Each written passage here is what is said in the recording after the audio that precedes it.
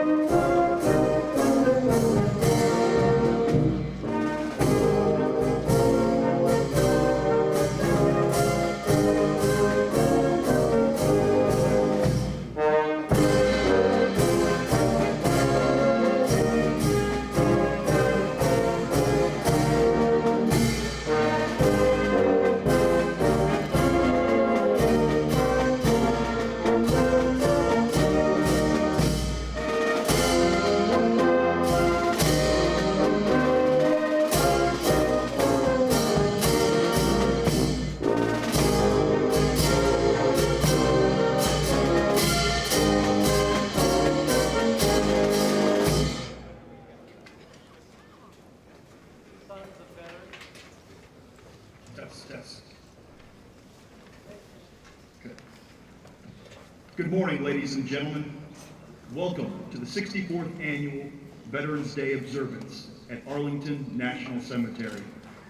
I'm Matt Webb, a Marine Corps veteran with the Department of Veterans Affairs and your Master of Ceremonies for today's program. On behalf of the Veteran Service Organizations represented on the Veterans Day National Committee and its chairman, Secretary of Veterans Affairs, David J. Shulkin, thank you for joining us this morning. Today, we celebrate and honor the men and women who have served this nation in uniform, nearly 20 million of whom are alive today. This is their day, Veterans Day. On behalf of Ms. Karen Durham Aguilera, Executive Director, Army National Military Cemeteries and staff, welcome to the Memorial Amphitheater. We are proud to hold today's program in this beautiful landmark on America's most sacred site. We will soon hear the booming salute of Army howitzers marking the arrival of the presidential party. On behalf of all Americans, Vice President Michael Pence will lay a wreath at the tomb of the unknown at precisely 11 a.m., the 11th hour of the 11th day of the 11th month, marking the signing of the armistice that ended World War I on this date in 1918.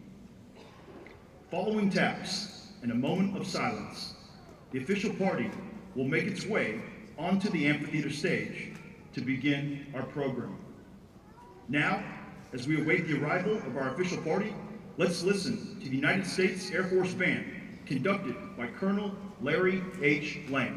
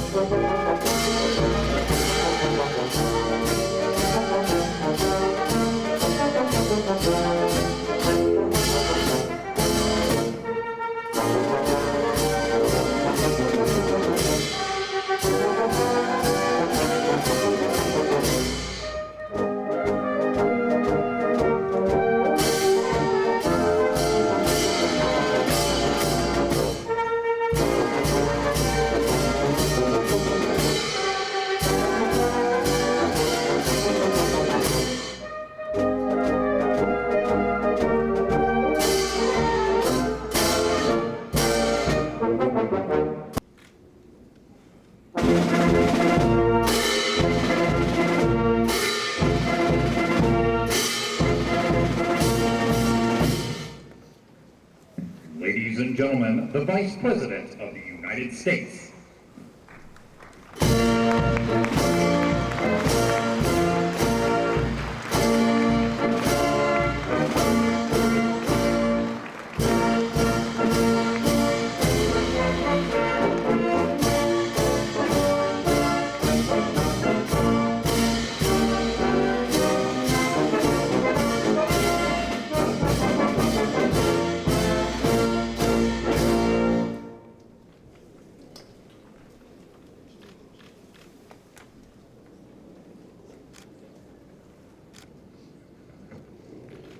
Ladies and gentlemen, please remain standing for the procession of our nation's colors and those of our veteran service organizations.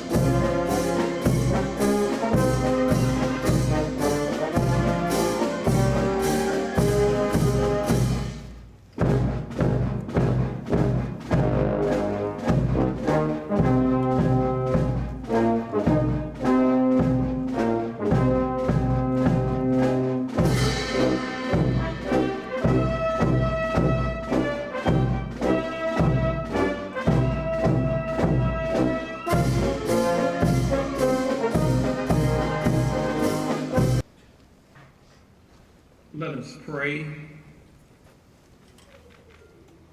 Eternal God of nations and veterans, you are so awesome in so many ways. We invite your presence in this most sacred God, where many of our veterans and families have gathered and many of our nation's heroes rest. We give you thanks on this Veterans Day for the courage, devotion, and sacrifice of all those who have worn our nation's uniforms and offered military service for this country that we could enjoy such freedoms. God, we ask that you bless our nation's veterans, encourage and bring healing to those who are suffering from both visible and invisible wounds of war. God, hold safely in your hands all military members, veterans, their families, and all who live in this great nation. God, remove evil acts from our midst and grant us peace at home and abroad. Give to us grateful hearts and a united will to honor our veterans. May we always hold them in our love and our prayers until your world is perfected in peace and all wars cease.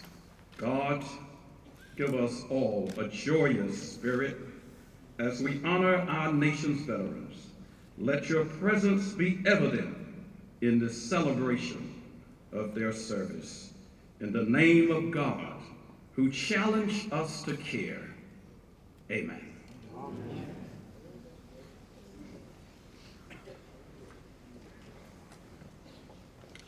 Now, I'd like to invite Mr. Thomas Stevens, National President, Korean War Veterans Association, to lead us in our Pledge of Allegiance.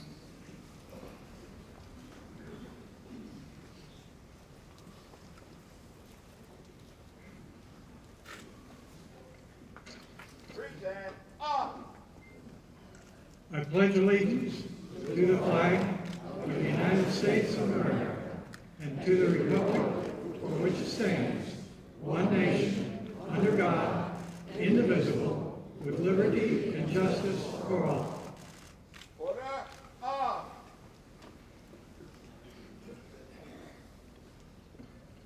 Please be seated.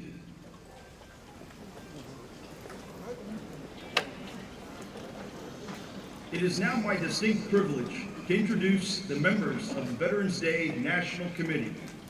The committee was formed by presidential order in 1954 to plan this annual observance in honor of America's veterans and to support Veterans Day observances throughout the nation. Please hold your applause until I've introduced these special guests. If you're able, please stand when your name is called. Thomas Stevens, National President, Korean War Veterans Association. Angel Zuniga, National Commander, American GI Forum. Frank Kowalski, National Commander, Catholic War Veterans of the USA. Joe Parker, National President, Blinded Veterans Association. John Rowan, President, Vietnam Veterans of America. Keith Harmon, Commander-in-Chief, Veterans of Foreign Wars of the United States. William Starkey, National President, Fleet Reserve Association. David Zerflu, National President, Paralyzed Veterans of America. Marion Polk, National Commander, American Veterans, AMVETS. Raoul Helwig, National Commander, Army and Navy Union. John Ostrowski, Executive Director, Non-Commissioned Officers Association. Larry Marcoulier, National Commander, the American Legion. Cornelius Van Ness, National Commander, Military Order of the Purple Heart. Wendell Webb, National Commandant, Marine Corps League. Lyman Smith, Executive Director, Military Chaplains Association. Jerry Walden, National Commander, Legion of Valor of the USA. David Gibson, Commander-in-Chief, Military Order of the World Wars. John Adams, National President, the Retired Enlisted Association. Brian Thacker, Washington, D.C. Agent, Congressional Medal of Honor Society of the USA.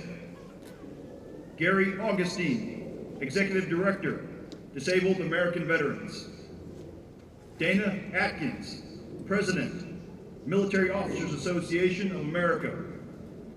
Jeff Ledoux, President, Air Force Sergeants Association.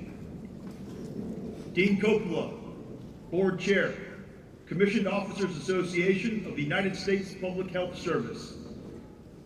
Mr. Robert Swan, National Commander, Polish Legion of American Veterans, USA. Not with us today is Paul Warner, National Commander from the Jewish War Veterans, as they do not attend the cemetery on the Shabbat. They will celebrate Veterans Day at the Vietnam Wall and World War II Memorial. The associate members of the committee are located in the boxes to my left. I'd like to ask the presidents and national commanders that comprise our associate membership to stand and be recognized. Ladies and gentlemen, please join me in recognizing our Veterans National Leadership with your applause.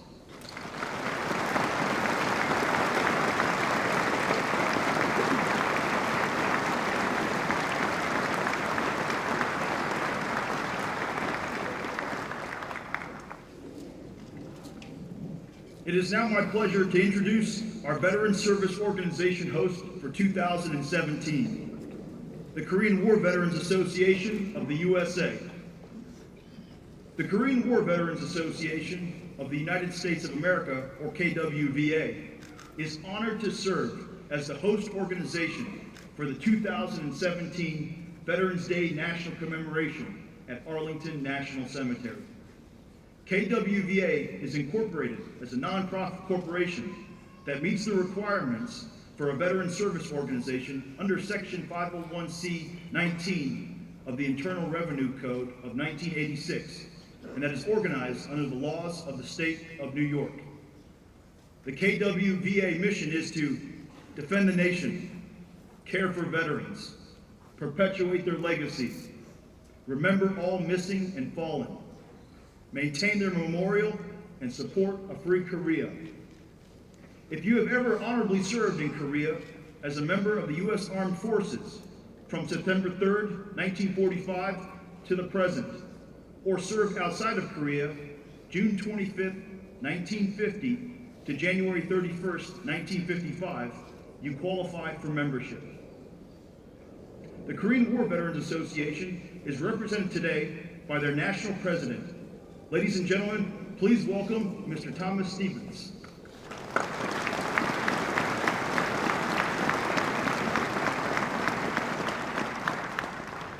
Thank you. Vice President Pence, Secretary Shulkin, distinguished guests, and my fellow veterans and their families, good morning and happy Veterans Day. My name is Tom Stevens. I'm the National President of the Korean War Veterans Association of the United States of America.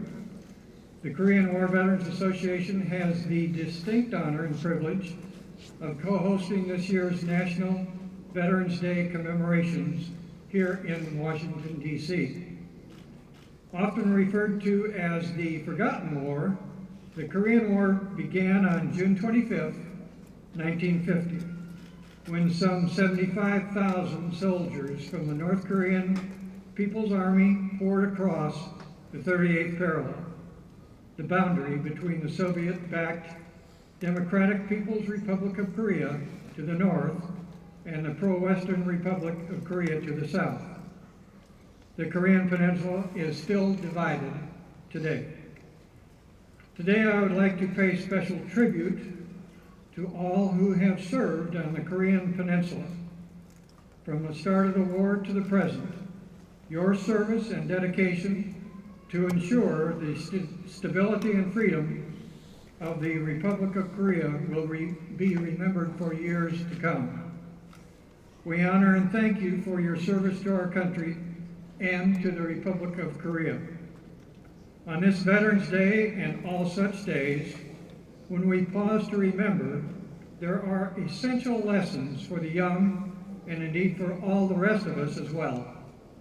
Appreciate the blessings of freedom, recognize the power and virtue of sacrifice, and respect those who gave everything on behalf of the common good. Veterans Day reminds us of what we can achieve when we pull together as one nation, respecting each other with all of our myriad differences, but coming together. We can fight any battle and face any challenge. May God bless the United States of America and all the American heroes we honor today, and may God bless also those who still stand at the ready, and may give us the wisdom to do what is right for tomorrow. Thank you. We're honored to be the host veteran service organizations. Thank you very much.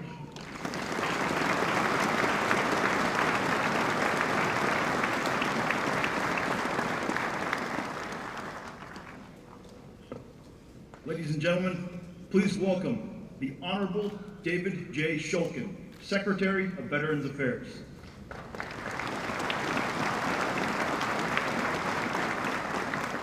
It's great to see all of you on this wonderful Veterans Day. Mr. Vice President, Mrs. Pence, Medal of Honor recipient Brian Thacker, Secretary Mnuchin, Secretary Mattis, Secretary Zinke, Acting Secretary Hagan, Deputy Secretary Bowman, Deputy Secretary Shanahan, Secretary Wilson, General Dunford, General Selva, former VA Secretary Jim Peake, Tom Stevens from the Korean War Veterans Association, and all the representatives of our veteran service organizations, assembled veterans, members of our armed forces, VA colleagues, other distinguished guests, ladies and gentlemen. I don't think I left anybody out. The Department of Veteran Affairs has two main missions: to honor the dead and care for the living, in accordance with the solemn promise made by President Abraham Lincoln in his second inaugural address in 1865. We at VA keep that promise 365 days a year. And this past year, we've made great progress towards also keeping President Trump's promise to veterans, strengthening our ability to provide timely, high-quality care and benefits, while also improving outcomes and experience for veterans. But twice a year, we invite the nation to join us in keeping Lincoln's promise by honoring the dead on Memorial Day and honoring the living on Veterans Day. There was a time when more Americans understood the importance of honoring the living. Many more Americans had connections with the military. In the 1950s, nearly half of all Americans, 45%, had either served in the military or had an immediate family member who had served in the military. Today, that number is just 16%. So I've invited one veteran from each of our recent major conflicts to be here today to remind us why we honor veterans. First, to my left, in box 40, is Jessica Halton of Kalamazoo, Michigan. Jessica, would you stand? Great.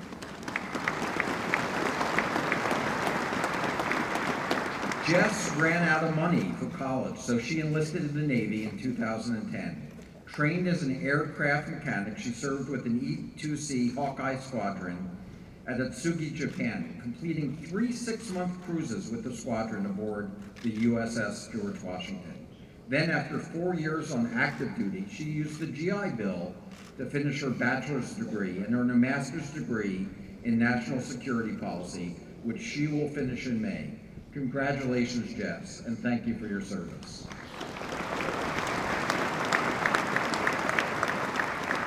Next, in box 40, Jeff Roper. Jeff, would you stand? Jeff was born in Fayetteville, North Carolina, raised in Richmond, Virginia. Jeff was a sergeant in the Gulf War with the 2nd of the 327th Infantry, 101st Airborne Division. He was encamped with his squad in Saudi Arabia when an anti-tank round went through the camp. The round struck the tent next to Jeff's and exploded, peppering Jeff's back with shrapnel. Thankfully, Jeff was not seriously injured and was able to remain with his unit. He retired from the Army in 2006 with 20 years of service, and now he works in my office at the Department of Veteran Affairs. He's here today representing both Gulf War veterans and VA employees, 1/3 of whom are veterans. Thank you, Jeff.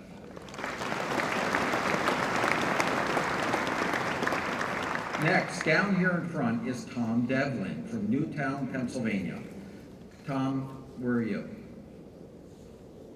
Okay. Tom enlisted in the Marines in 1966. 2 years later, he was a rifleman in Vietnam when a booby trap sent him flying through the air. He spent the 1968 Tet Offensive in the hospital in Da Nang. After Vietnam, Tom served 9 years in the Marine Corps Reserves before switching services and joining the Air National Guard as a medic. He's retired now after 27 years of active service. Tom credits the Vet Center in Silver Spring, Maryland with saving his life. He showed up there one day at his wit's end thinking of suicide, but the Vet Center staff brought him back from the brink. Tom, to you and all other Vietnam veterans, welcome home.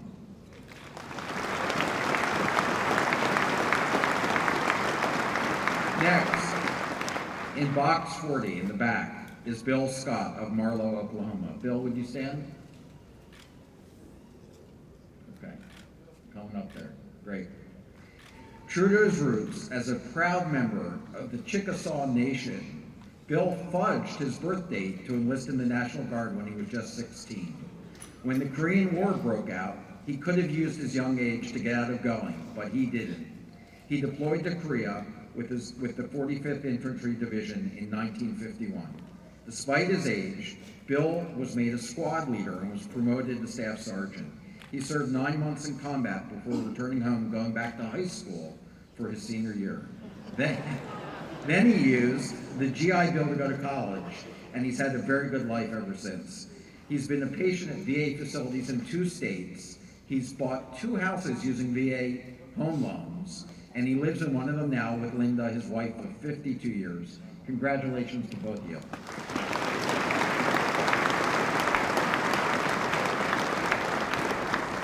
Finally, also in box 40 is Carmel Wetzel, who grew up on a farm in West Virginia. Carmel, nice to see you. Carmel was drafted in 1942 and deployed to France with the 26th Infantry Division 1 month after D-Day. First, he drove a truck for the famed Red Ball Express, an endless convoy that moved food, fuel, and ammunition from the English Channel to Patton's Third Army. Later, he saw combat with a heavy weapons company until November 1st, 1944, when amid fierce fighting, he was captured by the Germans. He spent the rest of the war as a POW, mostly at Stalag 2A, north of Berlin. Breakfast was a cup of tea, lunch was 2 rutabagas, dinner was 1/6 of a loaf of bread. Carmel escaped once with 2 other men by sneaking out the front door of the barracks during a nighttime bed check. They remained at large for 15 days before they were recaptured, and were only not shot because several Americans who had escaped just before them had been shot. After the war, Carmel went back to driving a truck, but for 2 years in his spare time and without any pay, he built apartments in Baltimore for other veterans returning home from the war. Amazing stories, and there's hardly a veteran alive who doesn't have one. Our guest speaker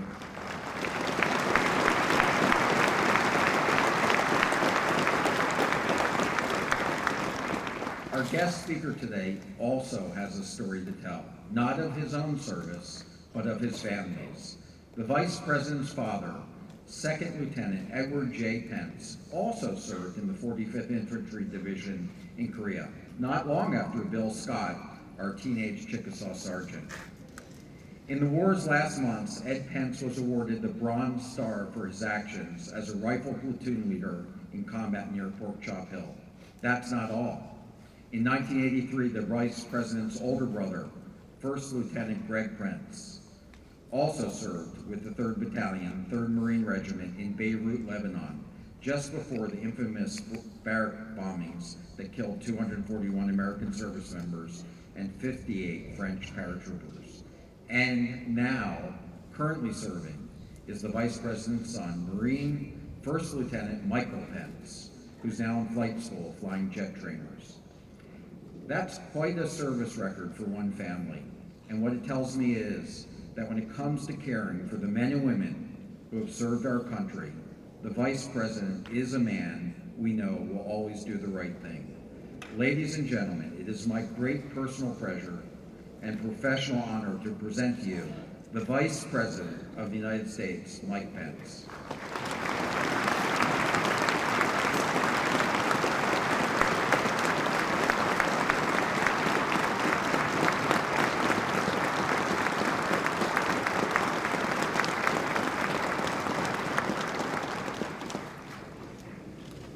Thank you, Secretary Shulkin. Secretary Mattis, Secretary Zinke, all the members of the Cabinet, Secretary Wilson, General Dunford, General Selva, General McConville, Admiral Caldwell, and Admiral Michael. To Director Durham Aguilera, to distinguished members of Congress, and all our honored guests, but most of all,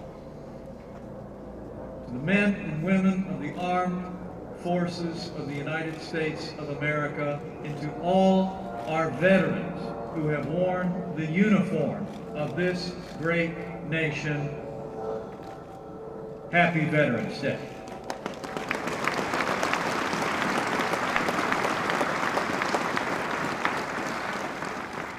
There is a day in the spring when we remember those who served and did not come home. But today, Veterans Day, is the day when all across America, in gatherings large and small, we pause to remember those who served and did come home. For nearly a century since the guns of the First World War fell silent, in the 11th hour, the 11th day, the 11th month, the American people have observed this day, first as Armistice Day and now as Veterans Day. And I thank you all who are here and all that are gathered around this nation for continuing this great tradition. And to our heroes near and far, I bring Veterans Day greetings from a great champion for the men and women who've worn the uniform of our armed forces, the 45th President of the United States of America, President Donald Trump.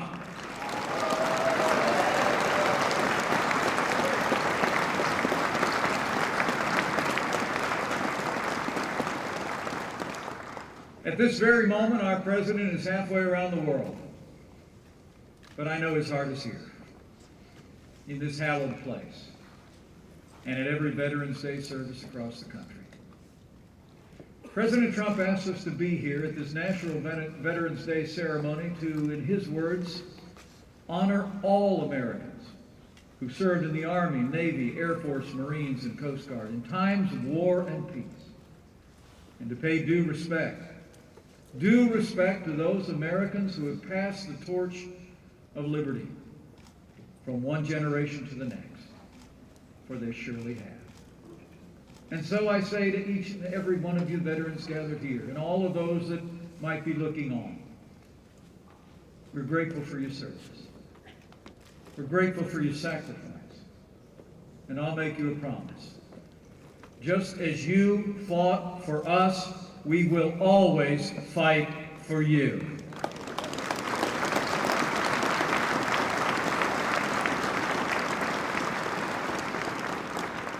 The Bible tells us if you owe debts, pay debts. If honor, then honor. If respect, then respect. The debt our nation owes those who've worn the uniform is a debt we will never be able to fully repay. From the hour of our nation's birth, our best and bravest have stepped forward to defend our freedom. The unbroken cord of their service stretches back into the mists of American history. From Bunker Hill to Belleau Wood, from San Juan Hill to Saipan, from the Coral Reef to Kandahar. Nearly 50 million men and women have donned the uniform of the United States. And nearly 20 million still walk among us today. And as we speak, a new generation of American veterans is being forged across the wider world. As I look out today, it's a humbling sight. I see heroes from the Second World War, Korea, Vietnam, and more recently from Iraq and Afghanistan, and many more who've watched in times of peace. Yesterday in Da Nang, Vietnam, our president commemorated the 50th anniversary of the Vietnam War and met with some of the heroes who fought that war on the very soil where they fought. As the president said yesterday, we salute our brave Vietnam veterans and recall the sacrifices they made for our freedom and for our nation's strength. Some 9 million Americans served in those jungles, and more than 58,000 fell in defense of freedom. Their names now enshrined on a black granite wall not far from here. So to all our Vietnam veterans who are gathered here in the midst of this 50th anniversary, I say thank you and welcome home.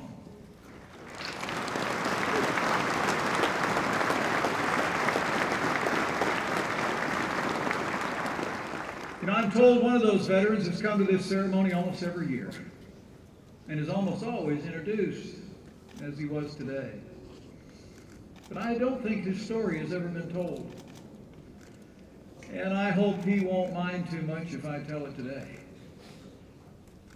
36 years ago this March, a first lieutenant in the United States Army, 1st Battalion, 97th Artillery, woke at dawn to a massive North Vietnamese attack on a hilltop outpost. He and his brothers were heavily outnumbered. It took just minutes for the enemy to break through their defenses, and the fighting very quickly became hand-to-hand. History records in that moment that young first lieutenant rallied his brothers to stand their ground. He ordered air and artillery strikes from a dangerously exposed position for 4 straight hours. As the situation worsened, he personally directed the withdrawal and provided cover fire, and to ensure his brother's safety and to inflict maximum damage on the enemy, he actually called in an artillery strike on his own position. Wounded and unable to escape himself, he managed to evade detection for 8 long days until he was rescued when American forces retook the outpost. For his conspicuous gallantry, at the risk of his own life, above and beyond the call of duty, he received, of course, the Medal of Honor. So would you join me today in thanking a true American hero, Medal of Honor recipient, First Lieutenant Brian Thacker.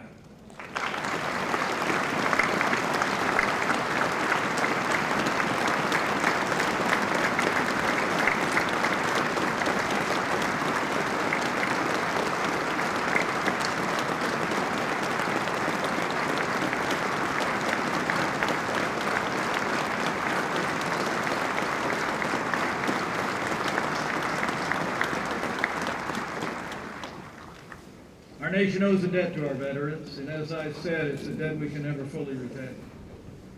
But on this Veterans Day, we rededicate ourselves to accomplishing just that. And I can assure you, since the outset of this administration, President Trump has fought tirelessly to fulfill the words of our nation's 16th president, to care for him who shall have borne the battle. Working with Secretary Shulkin, we've made the Department of Veterans Affairs already more efficient, effective, and accountable. Let me be clear. Veterans' benefits are not entitlements.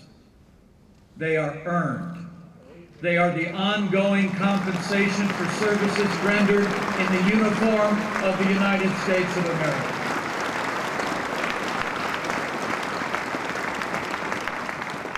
Under President Donald Trump, we're keeping the promises that we've made to the men and women who've served in our armed forces.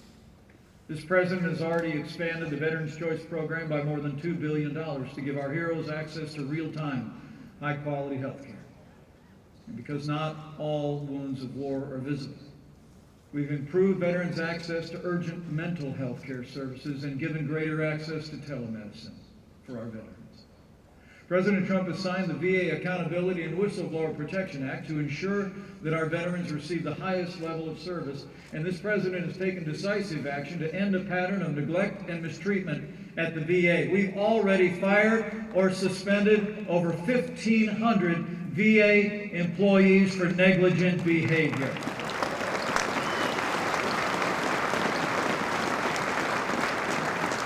I want to assure you, as the President has said, we will not rest or relent until all America's great veterans receive the care they so richly deserve.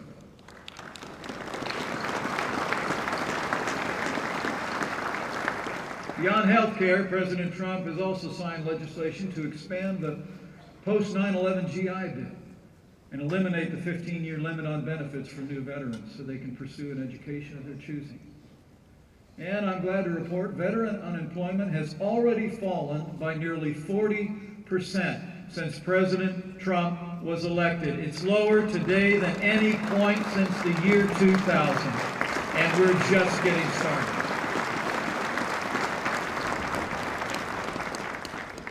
You know, today our veterans continue to serve our nation in careers ranging from business to education, from law enforcement to public service. And it seems wherever they go, their lives are characterized by that same sense of duty and courage and selflessness forged during their years in our armed forces. You know, earlier this week, I heard the remarkable story of one such veteran, and I thought I'd share it with you today. On Wednesday, Karen and I traveled to Sutherland Springs, Texas, to meet the families and the victims of the worst attack on a place of worship in American history. At Brooke Army Medical Center, we stood at the bedside of a retired U.S. Marine Corps gunnery sergeant named Juan Macias. We spoke to his family as he lay before us, recovering from his injuries. But it was from another member of the church that we learned of that veteran's extraordinary courage last Sunday. Julie Workman, a registered nurse, was also wounded at the First Baptist Church that day. No sooner had the attacker left than she began to treat the wounded. Seeing what lay before her, though, Julie told me she was momentarily overcome. And that's when Gunny stepped in. Despite having 5 bullet wounds, she told me that Gunny sat up, looked her in the eye and said, "You were born for this. Keep your wits about you. Do your job." She said that's all she needed to hear. Heroism outlives the uniform, and her actions and his courage undoubtedly saved lives that day. That's an American veteran.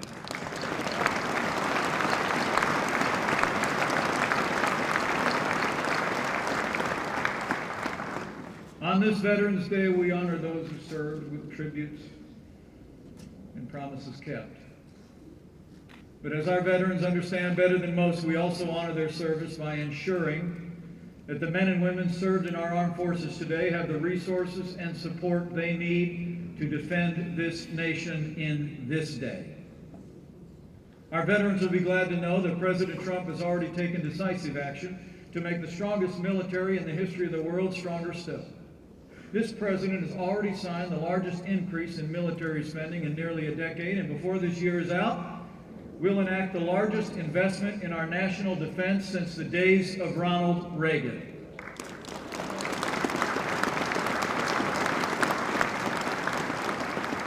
And under President Donald Trump, I'll make you a promise.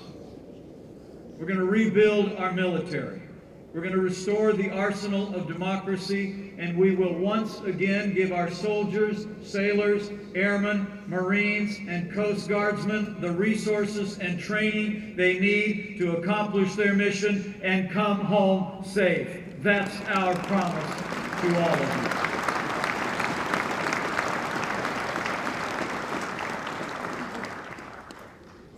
you. As I close, let me say again how deeply humbling it is for me to stand before so many heroes. For you see, as Secretary Shulkin told you, I'm the son of a soldier. And I'm the proud father of a United States Marine, but my life never took me into the uniform of the United States. I've never experienced the cost of war on the battlefield, or had to endure the hardship of time away from home and family that can come with service, even in peacetime. But I've seen enough to know the burden our veterans bear is oftentimes a burden that lives far beyond your time in uniform. 64 years ago, my dad served in combat in Korea. Second Lieutenant Edward J. Pence was in the U.S. Army, 45th Infantry. He fought in the Battle of Old Baldy and Pork Chop Hill, and he earned a Bronze Star for his courage under fire. The truth is, I learned most of that after I grew up. Because Dad never talked about the war. And that medal stayed in his dresser drawer. A few years after he died, I was visiting a cousin that he grew up with on the streets of Chicago. And he told me that the war had changed my dad. When I asked him how, he said, you know, before the war, your dad was the most happy-go-lucky guy I ever met. But he said after he came back, he was different. And then he said words I'll never forget. He said, and I quote, I don't think your dad ever got over the guilt of coming home. I don't think your dad ever got over the guilt of coming home. You know, in those words, in an instant, I understood every unfinished sentence, every faraway look on my father's face whenever the war came up. If he talked about it at all, he talked about the guys he served with. Guys who didn't get to come home to marry their sweetheart, raise a house full of kids, live their dreams, and see their children's children. That's when I understood the quiet cost of freedom and the burden so many of our veterans bear in their hearts. So to all our veterans looking on, know this. We are with you. You do not carry that burden alone. As a nation, we stand ready to help you shoulder that load with the compassion, support, and prayers of the American people. You were there for us. Now we are here for you.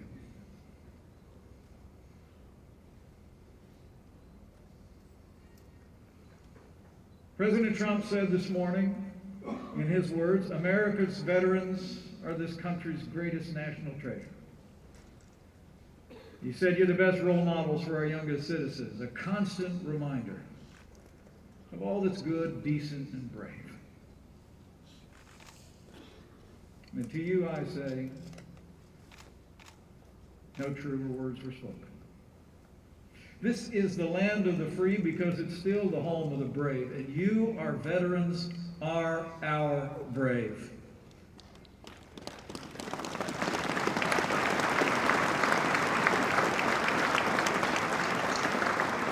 You stepped forward. You counted our lives more important than yours. And we thank God, who, as the psalmist says, trained your hands for war, gave you the strength to advance against the troop, but also brought you home safe to your loved ones in a grateful nation. In his proclamation for this Veterans Day, President Trump called upon every American to recognize the fortitude and sacrifice of our veterans. But let me add one challenge, especially to my fellow countrymen who did not serve in the armed forces of the United States. Before this day is out, at home or at work, on a street corner or over a backyard fence, whether they came home in the last week or in the last century,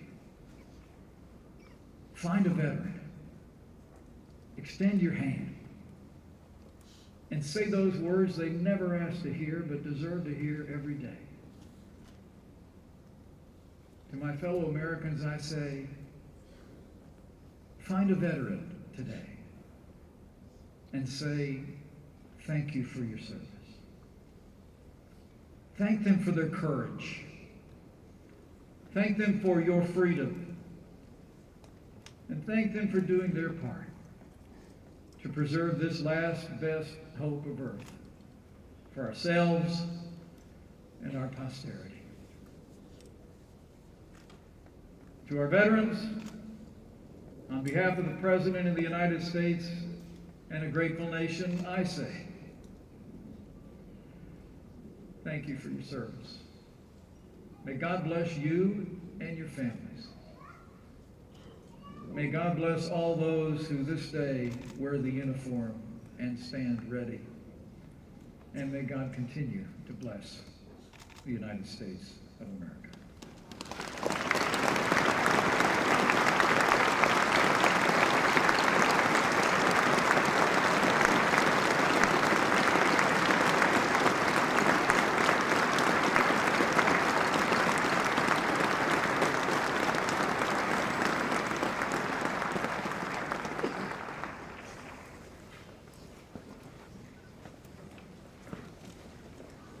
Ladies and gentlemen, please rise and join the United States Air Force Band in singing God Bless America.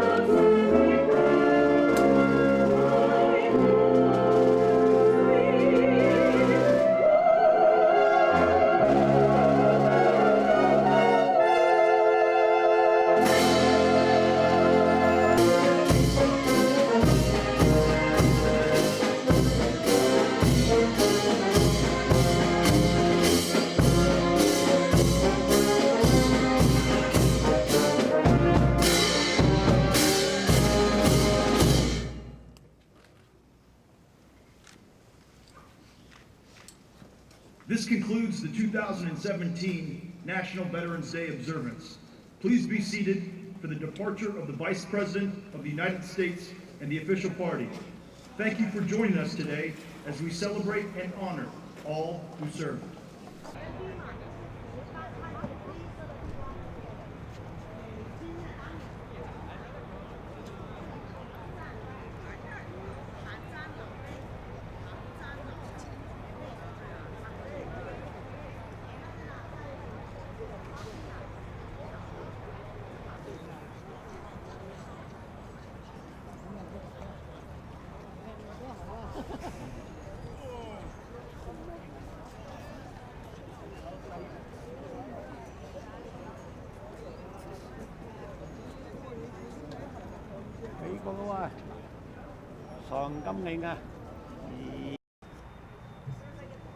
As soon as you get the microphone, wherever the mic is, they're going to run the mic. So I'm going to sing for you.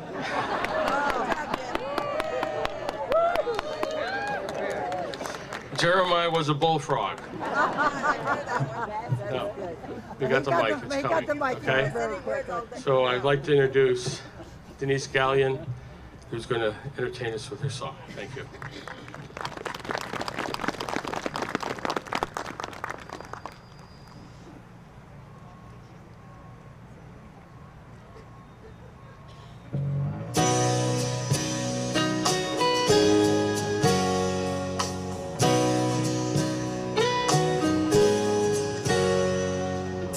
An easy life has not been yours.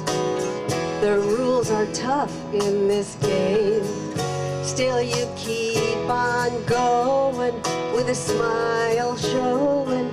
Even though you feel the pain, you're an angel just the same. An angel. You're an angel just the same. An angel. Effusive love pours out of you as you try to make your way. Always there for others, both father and mother, and I don't care what's your name, you're an angel just the same. You could have left us long ago, but you stayed. A heart like yours just can't turn away. So you keep making the uphill climb, though you've earned your wings 1,000 times. So even when the tears still fall, like they'll never go away, when that road looks long and you're not feeling strong, and you can't seem to unlock the chains, you're an angel just the same.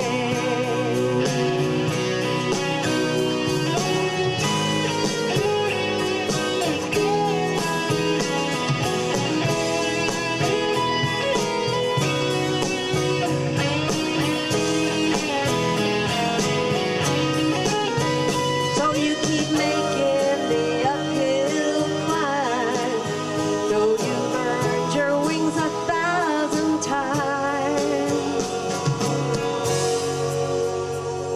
So even when the tears still fall, like they'll never go away, when that road looks long and you're not feeling strong, and you can't seem to unlock the chains, you're an angel just the same. You're an angel just the same. You're an angel just the same. You're an angel. You're an angel just the same.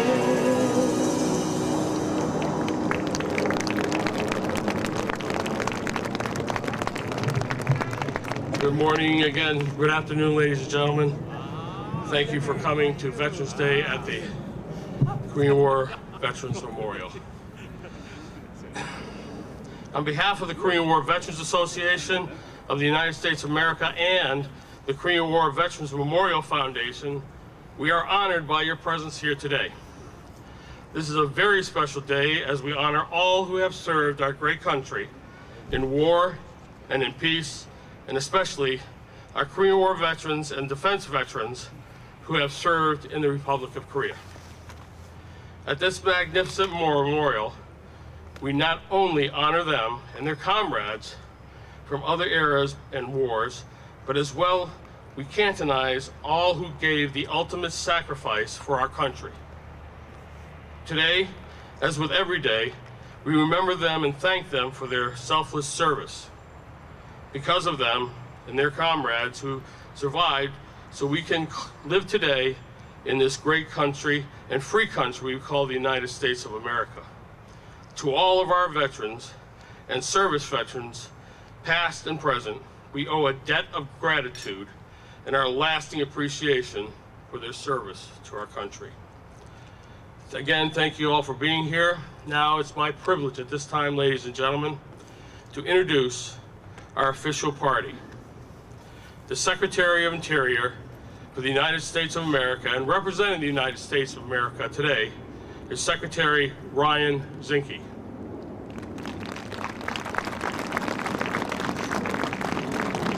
The Deputy Chief of Mission, Minister for Political Affairs of the Korean Embassy, Mr. Won-sun Yim.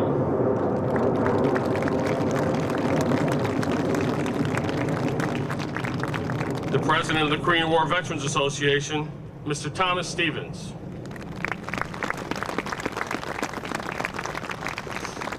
Here to my right, our beloved Colonel, who helped build this memorial painstakingly, and is the Chairman of the Memorial Foundation, Colonel William Weber.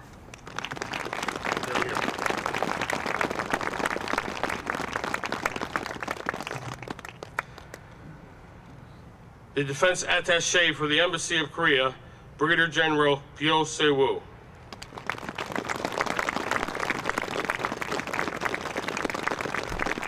And we're privileged to have today with us a great actor who you recognize, I know you will, who loves our veterans, cares for our veterans, and has done so much to give them his love and devotion.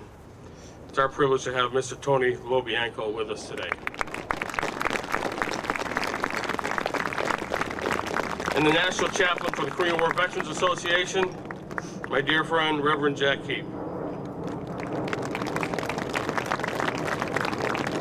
Ladies and gentlemen, at this time, we also have with us the Acting Secretary or Superintendent of the Mall, who makes all these grounds wonderful and takes care of them for us. Mr. Cassius Cash is here with us today.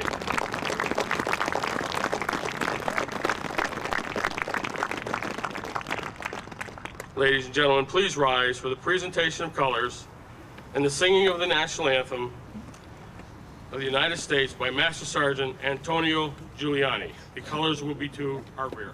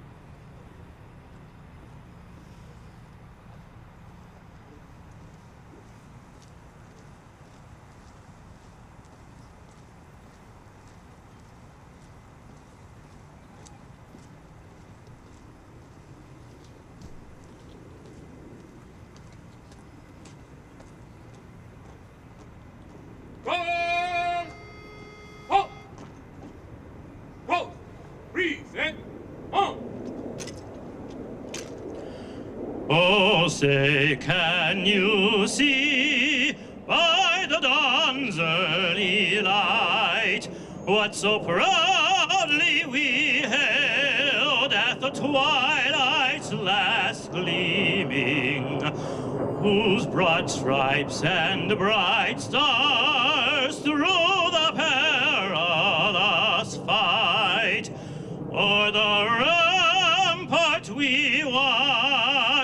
were so gallantly streaming, and the rockets red glow, the bombs bursting in air, gave proof through the night that our flag was still there. Oh, say does that star-spangled banner yet wave o'er the land of the free and the home of the brave?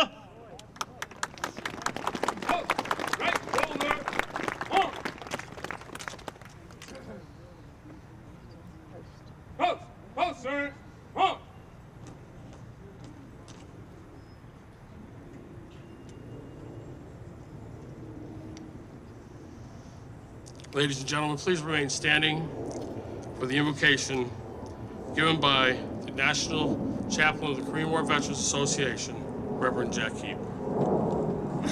I invite the gentlemen to take their caps off.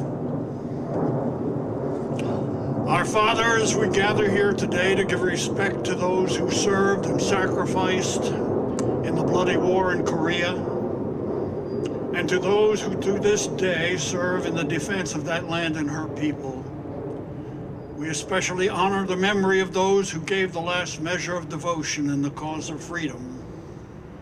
We pray that you will keep alive in our memories these brave comrades of our youth who remain forever young. We thank you that their sacrifice was not in vain, and that today the Republic of Korea is a free nation. We pray that you'll protect all those who now serve around the world in the defense of those noble principles for which our forefathers fought so long ago. And we ask that you'll guide those who govern our land to protect the freedoms that made it so great. We give you praise for all your mercies in Jesus Christ, our Redeemer's name. Amen. Ladies and gentlemen, please be seated. Today I'd like to recognize some very special guests with us. Representative from Young-hoon Kim from the General Assembly of South Korea. Please stand. The Honorable Tae-sik Lee, former ambassador from Korea to the United States of America.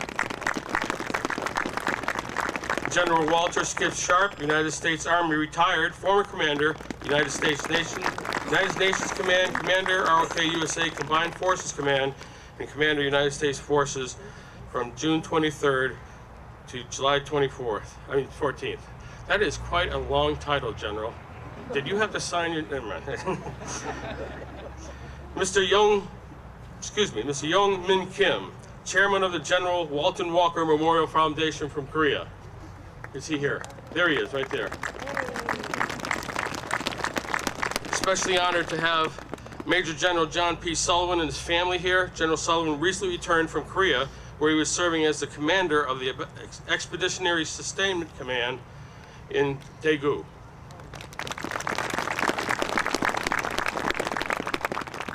Representing the Korean American veterans of the United States of America is President Kyung Jong-sun and the Vice President Jim Gwin-shin. They're right here. Here from the Military Order of the Purple Heart are Mr. Felix Garcia, National Junior Vice Commander, and Mr. Angelo Widener, National Service Director, and the National Adjutant, Mr. Jack Leonard, a great American. Representing the Paralyzed Veterans of America are the National Vice Presidents, Mr. Robert Thomas and Mr. Hack Alberson. Representing the American Veterans, AMVETS, is the National Commander, Marion Polk. And representing the Jewish War Veterans is the National Commander, Mr. Paul Warner, and the president of the Ladies Auxiliary, Mrs. Iris Goldwasser. We also have from New York, or from Afghanistan, fake Afghanistan. I don't know if you've all seen the show The Brave on NBC. I think we have their entire cast here. Over here to the left. Where art thou? Come forward, folks. And just stand right here. We want you. And that's Mike Vogel there. Mike, do you want to say any words to the audience? Sure, yeah. Okay. He's the main character, you know, and when I introduced him, I said it, all the old people, you know, said, oh, okay. When I talked to all the young ladies and said he'll be here, they go, oh. Thank you, sir. Appreciate it. Thank you. Thanks, everyone, for coming out. It was 1950, and my grandfather, Charles Vogel, United States Navy, was gearing up to deploy to Korea. He had already been to Guam in World War II, and my grandmother was pregnant. She had 4 kids, was pregnant with her 5th, and he had put in for a deferment of duty, and heard nothing back.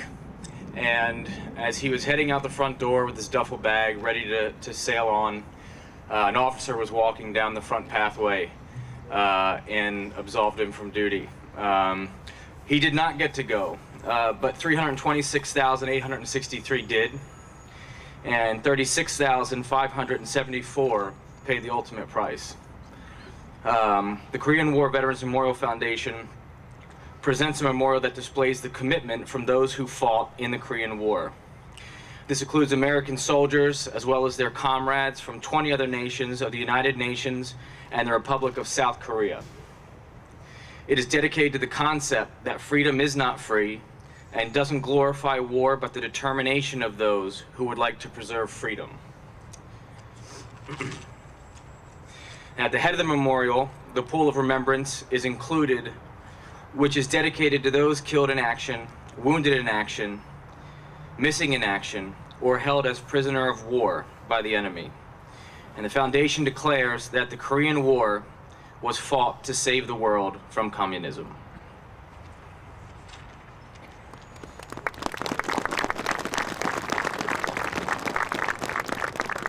How you doing? My name is Demetrius Gross. I am the grandson of Anthony Eugene Gross, who also served alongside of these brave men in Korea. We want to thank you on behalf of the Brave and on behalf of NBC for your service, and we just want to say God bless you, and we appreciate you more than you probably will ever know. Thanks. So next Monday night at 9 o'clock or 10 o'clock? 10 o'clock, I knew that. Make sure you tune in to the Brave. They save somebody every week. Okay. Right now, ladies and gentlemen, I'd like to ask Mr. Tony Lobianco to come. Mr. Lobianco is an outstanding supporter of our veterans and servicemen and women who are presently serving. Please welcome Mr. Tony Lobianco, who will recite a very special tribute to our veterans.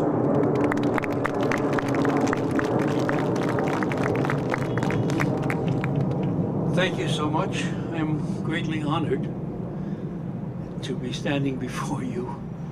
You mean a heck of a lot to me, and as the man said, more than you'll ever know. This poem that I am about to recite to you was written by A. Lawrence Vanecourt, a Canadian.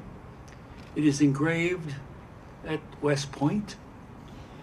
It came to me via my brother, touched my heart, and I recorded it.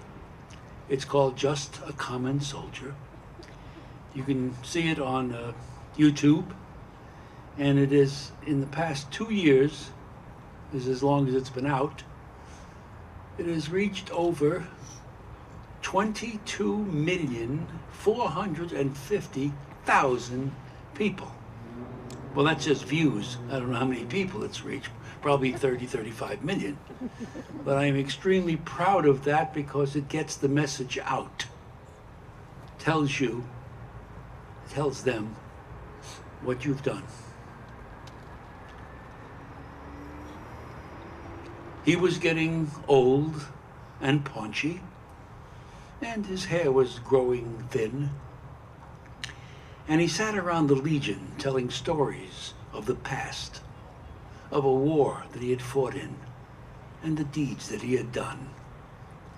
In his exploits with his buddies, they were heroes, every one.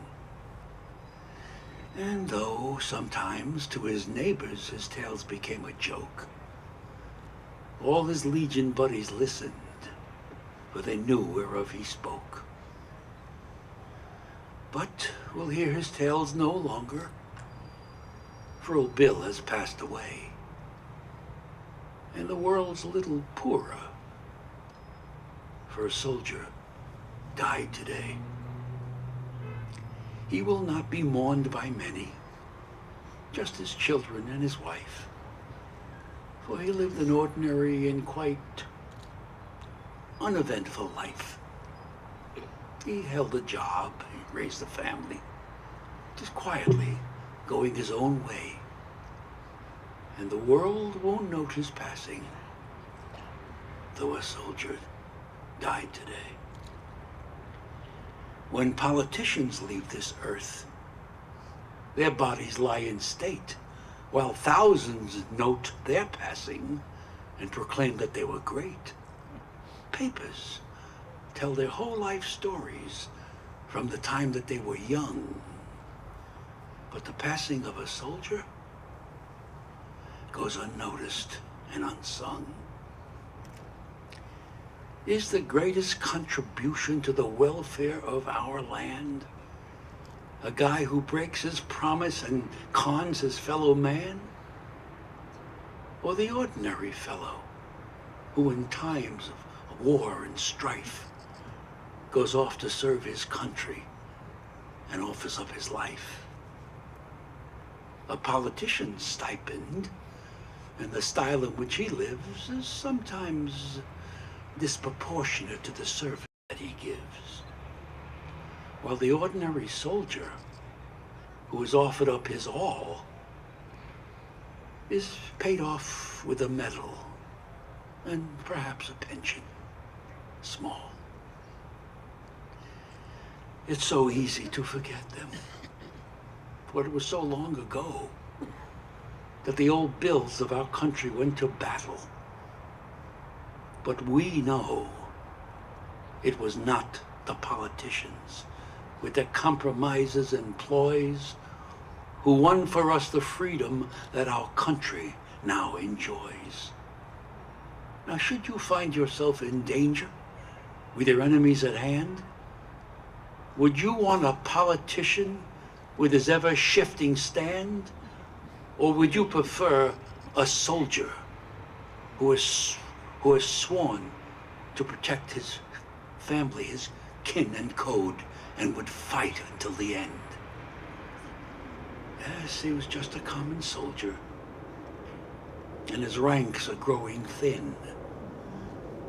But his presence should remind us we may need his like again.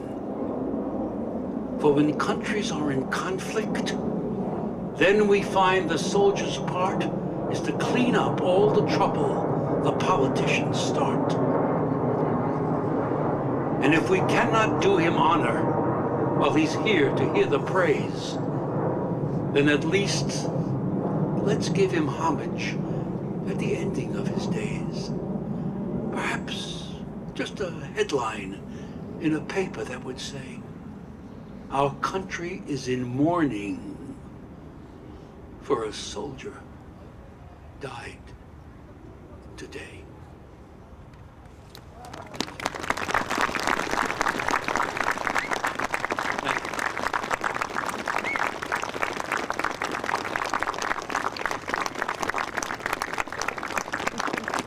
Thank you, Mr.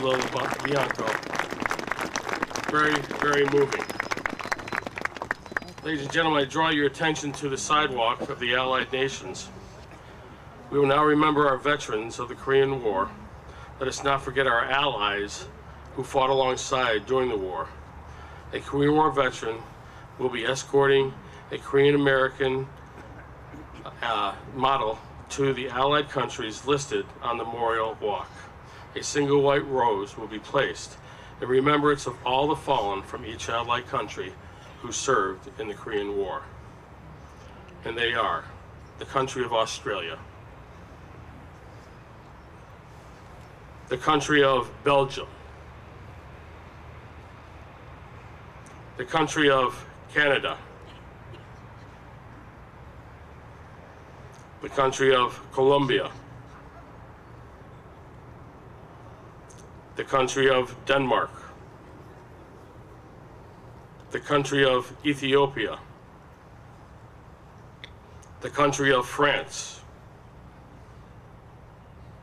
the country of Greece, the country of India, the country of Italy, the country of Luxembourg, the country of the Netherlands, the country of New Zealand, the country of Norway, the country of the Philippines, the country of the Republic of Korea, the country of South Africa, the country of Sweden, the country of Thailand, the country of Turkey, the country of the United Kingdom.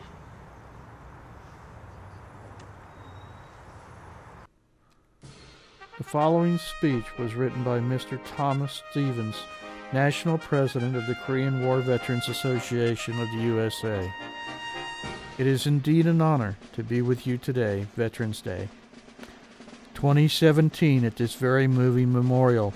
This memorial and the multitude of Korean War veteran memorials across this great nation were built to honor those who fought for and defended freedom in Korea.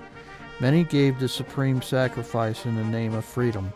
The Korean War, a war that has become known as the Forgotten War. Throughout our nearly 240-year history as a democracy, time and again Americans in uniform have stepped forward to secure freedom and justice for us here in the United States and for the oppressed in other lands. Today we pause to express our gratitude to those who have served the cause of freedom in Korea, both during the war and in defense of the freedom since the armistice, to the present time, and to remember their sacrifices, physical and emotional. These individuals prioritized freedom over their self-interest. It is our duty as American citizens to continue to prioritize them, honor them, and provide them the care, the benefits, and services they earned and deserve. On June 25, 1950, North Korean troops poured over the 38th parallel and swept across South Korea. President Harry Truman realized that the United States had to stop the naked aggression, no matter what. If left unchecked, he argued, the communists would soon challenge the Western defenses in other parts of the world. He called on General Douglas MacArthur, who just 5 years earlier had received the Japanese surrender at the end of World War II. General MacArthur devised a plan that was audacity itself, now referred to as the Incheon Invasion. Although advised against it, the general gathered 261 ships, and on September 15, 1950, 67 years and almost 2 months ago, the Marines stormed ashore at Incheon Harbor. They intercepted the North Korean supply lines to the ongoing battle at the Pusan perimeter.